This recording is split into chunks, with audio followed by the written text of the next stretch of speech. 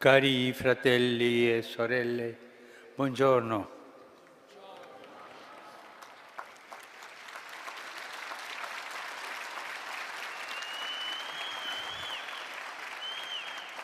La vita di Gesù, soprattutto nei 3 anni del suo ministero pubblico, è stata un incessante incontro con le persone. Tra queste un posto speciale hanno avuto gli ammalati. Quante pagine dei Vangeli narrano questi incontri? Il paralitico, il cieco, il lebbroso, l'indemoniato, l'epilettico e innumerevoli malati di ogni tipo. Gesù si è fatto vicino a ognuno di loro e li ha guariti con la sua presenza e la potenza della sua forza risanatrice. Pertanto non può mancare tra le opere di misericordia quella di visitare e assistere le persone malate. Insieme a questa possiamo inserire anche quella di essere vicino alle persone che si trovano in prigione. Infatti sia i malati che i carcerati vivono una condizione che limita la loro libertà e proprio quando ci manca ci rendiamo conto di quanto essa sia preziosa. Gesù ci ha donato la possibilità di essere liberi nonostante il limite della malattia e delle restrizioni. Egli ci offre la libertà che proviene dall'incontro con Lui e dal senso nuovo che questo incontro porta alla nostra condizione personale. Con queste opere di misericordia il Signore ci invita a un gesto di grande umanità, la condivisione. Ricordiamo questa parola. La condivisione. Chi è malato spesso si sente solo. Non possiamo nascondere che soprattutto ai nostri giorni, proprio nella malattia, si fa esperienza più profonda della solitudine che attraversa gran parte della vita. Una visita può far sentire la persona malata meno sola, e un po' di compagnia è un'ottima medicina. Un sorriso, una carezza, una stretta di mano sono gesti semplici, ma tanto importanti per chi sente di essere abbandonato a se stesso. Quante persone si dedicano a visitare gli ammalati negli ospedali o nelle loro case? È un'opera di volontariato impagabile. Quando viene fatta nel nome del Signore, allora diventa anche espressione eloquente ed efficace di misericordia. Non lasciamo sole le persone malate, non impediamo loro di trovare sollievo e a noi di essere arricchiti per la vicinanza a chi soffre.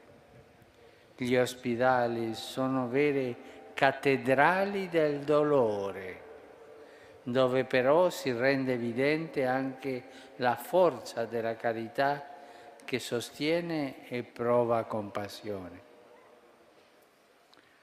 Alla stessa stregua penso a quanti sono rinchiusi in carcere.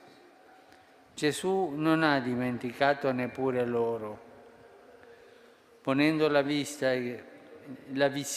ai carcerati tra le opere di misericordia, ha voluto invitarci anzitutto a non farci giudici di nessuno.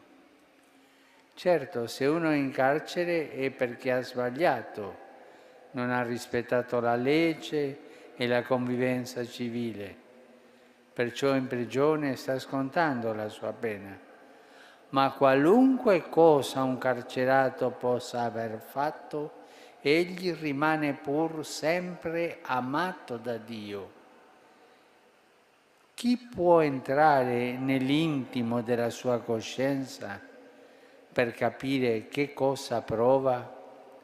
Chi può comprenderne il dolore e il rimorso? È troppo facile lavarsi le mani affermando che ha sbagliato. Un cristiano è chiamato piuttosto a farsene carico perché chi ha sbagliato comprenda il male compiuto e ritorni in se stesso. La mancanza di libertà è senza dubbio una delle privazioni più grandi per l'essere umano.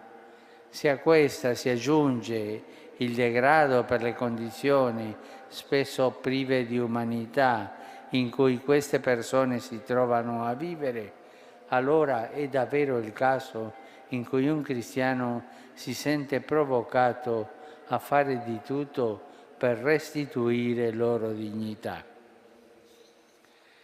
Visitare le persone in carcere è un'opera di misericordia che soprattutto oggi assume un valore particolare per le diverse forme di giustizialismo a cui siamo sottoposti. Nessuno dunque punti il dito contro qualcuno. Tutti invece rendiamoci strumenti di misericordia con atteggiamenti di condivisione e di rispetto. Penso spesso ai carcerati, li porto nel cuore. Mi domando che cosa li ha portati a delinquere e come abbiamo potuto cedere alle diverse forme di male. Eppure, insieme a questi pensieri sento che hanno tutti bisogno di vicinanza e di tenerezza, perché la misericordia di Dio compie prodigi. Quante lacrime ho visto scendere sulle guance di prigionieri che forse mai in vita loro avevano pianto, e questo solo perché si sono sentiti accolti e amati. E non dimentichiamo che anche Gesù e gli Apostoli hanno fatto esperienza della prigione. Nei racconti della Passione conosciamo le sofferenze a cui il Signore è stato sottoposto, catturato, trascinato come un malfattore, deriso, flagellato, incoronato di spine. Lui, il solo innocente. E anche San Pietro e San Paolo sono stati in carcere. Domenica scorsa, che è stata la domenica del Giubileo dei carcerati, nel pomeriggio è venuto a trovarmi un gruppo di carcerati padovani e io gli domandai cosa farebbero il giorno dopo, prima di tornare a Padova. E mi hanno detto no, andremo al carcere Mamertina per condividere l'esperienza di San Paolo. È bello, sentire quello mi ha fatto bene. Questi carcerati volevano trovare Paolo prigioniero pure. È una cosa bella, a me ha fatto bene. E anche lì in prigione Pietro e Paolo hanno pregato ed evangelizzato. È commovente la pagina degli Atti degli Apostoli in cui viene raccontata la prigionia di Paolo.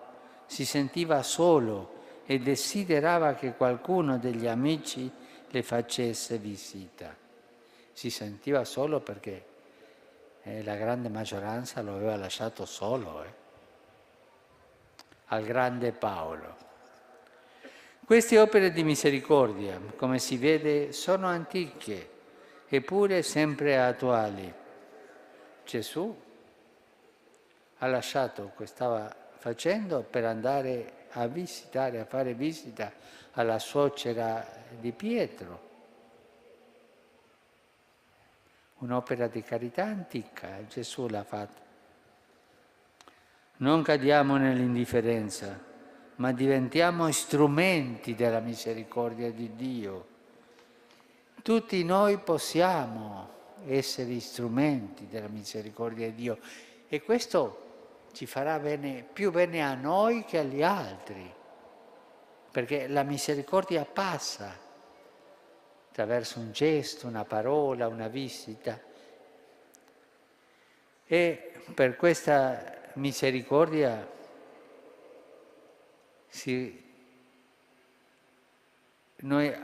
è un atto per restituire gioia e dignità a chi l'ha perduta. Grazie.